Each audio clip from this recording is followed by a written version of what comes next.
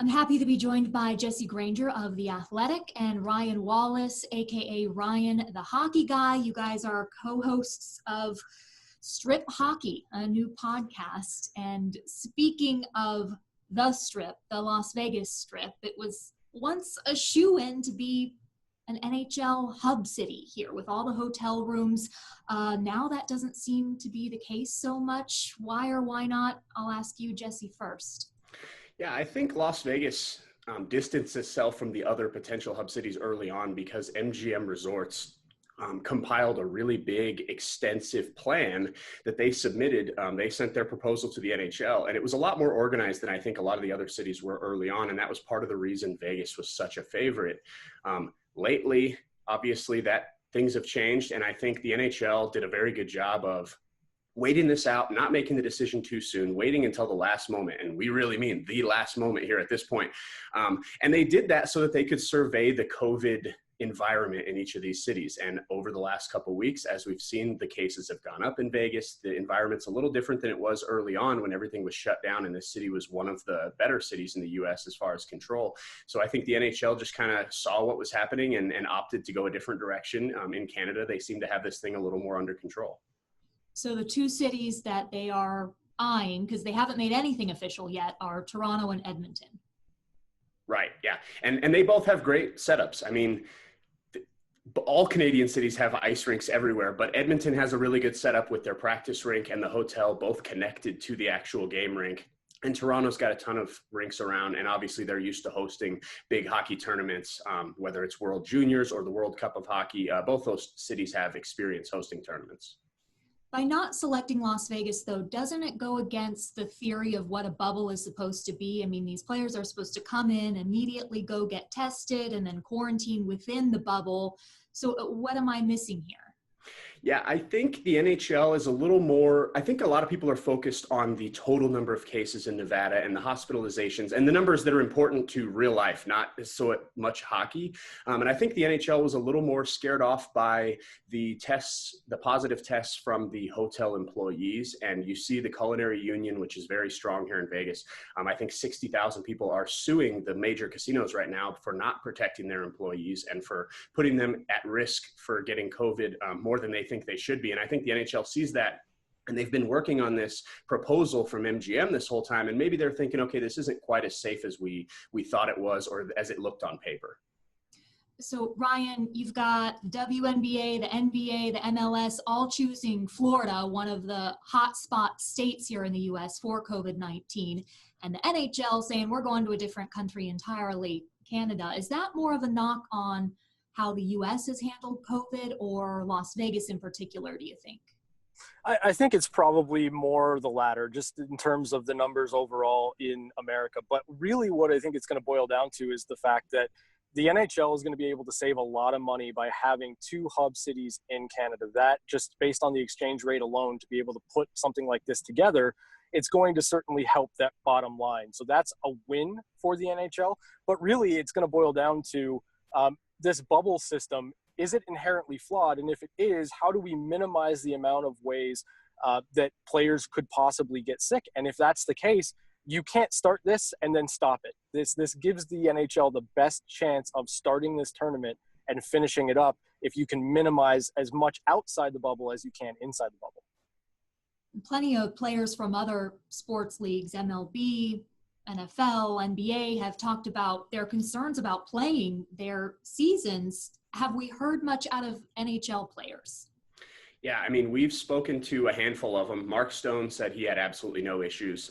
He felt comfortable at the rink. They've been skating in small groups. Braden McNabb said he had never even considered the option of not playing. Ryan Reeves said he thinks he may be even a little too safe at the practice facility. So clearly Golden Knights players are not as worried as I mean, like you said, you've seen NBA players flat out saying, I'm not playing. The Golden Knights players for sure, I don't know about the NHL as a whole, but they're definitely not as concerned as some others. Ryan?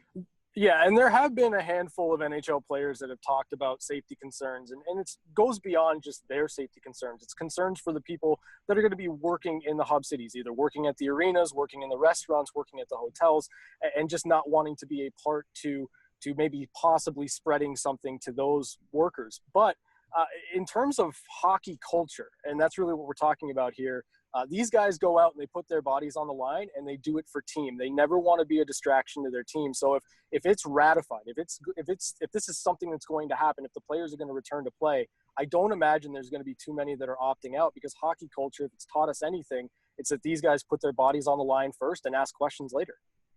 They're kind of valued by, if they do get hurt during a game, when they come back. If they don't come back, then that's kind of a bad look. Exactly. And that's the thing. Like, if you're a fan of the NHL, just knowing how much these guys value playing the game and value competing for a Stanley Cup should give you a lot of optimism that this is going to get done. And the last thing, what is next? When are we going to know a date? So it looks like the NHL is looking hopefully to get training camps up and running in July 13th. That's the latest date that I've seen kind of circulating around. Now, a lot of things have to happen. There needs to be an extension to the current collective bargaining agreement. That's going to take the Board of Governors by the NHL to essentially enact one, and then the players to ratify that. And it's not just the players of the 24 teams that are going to be playing in this return to play. It's all 31 NHL teams. There are a lot of things that the players fought for in that extension. I believe most of it's been agreed upon, but right now we're just kind of waiting for everything, all the paperwork to be filed and all the players to vote. And from there, once we have that firmly set in stone, I think those dates are going to start to trickle out.